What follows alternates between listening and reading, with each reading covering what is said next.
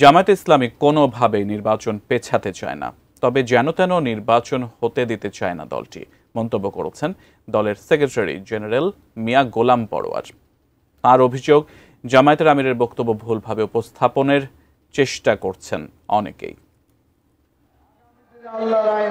সম্প্রতি রংপুরে মহাসমাবেশ করে এই বিভাগে জামাতের প্রার্থীদের নাম ঘোষণা করে দলটি। তবে একই সঙ্গে সংস্কারের আগে নির্বাচন নয়, এই কথাও জোরালোভাবে বলছেন দলের আমির।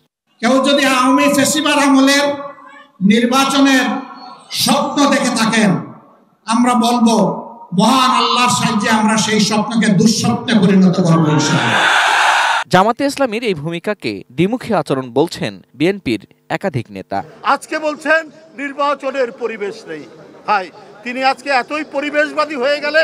সোমবার সোহরাওয়ার্দী উদ্যানে 19 জুলাই অনুষ্ঠিতব্য জামাতের জাতীয় সমাবেশের জন্য মাঠের প্রস্তুতি পরিদর্শন শেষে বিষয়টি নিয়ে সাংবাদিকদের প্রশ্নের জবাব দেন দলটির সেক্রেটারি জেনারেল অধ্যাপক মিয়া গোলাম পরোয়ার। বলেন, জামাতের আমিরের বক্তব্য ভুলভাবে উপস্থাপনের চেষ্টা করা হচ্ছে। আমাদের আমিরের জামাতের বক্তব্য অনেক সময় মিসকোট করা হয়। আমরা নির্বাচন পেছানো না করা এ ব্যাপারে কোনো বক্তব্য কখনো রাখি নাই। স্বাস্থ্যকর অল টাইম ফ্যামিলি কেক, সব সময় অল টাইম হেলদি লাইফ। বক্তব্যটা বুঝতে হবে। আমরা বলেছি, আমাদের আমির সাহেব বলেছেন নির্বাচন আমরা চাই, কিন্তু সেই নির্বাচন যেন তেন নির্বাচন না হয়। গোলাম পরোয়ার বলেন, জামায়াত যেনতেন নির্বাচন শুধু মেনে নেবে না তা নয়, প্রতিহত করবে। আসন্ন জাতীয় সমাবেশে সেই বিষয়গুলি তুলে ধরবে তার দল। লেভেল প্লেইং ফিল্ড থেকে শুরু করে 7টা দফা আমরা দিয়েছি।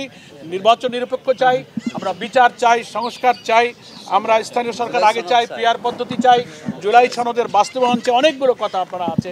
আপনারা এই 7 দফা দাবি আমরা উত্থাপন করছি। সরকারের ভূমিকায় এখনও জনগণ সংশয়ের মধ্যে আছে, এজন্যই বলছি এই ফিল এখন নাই।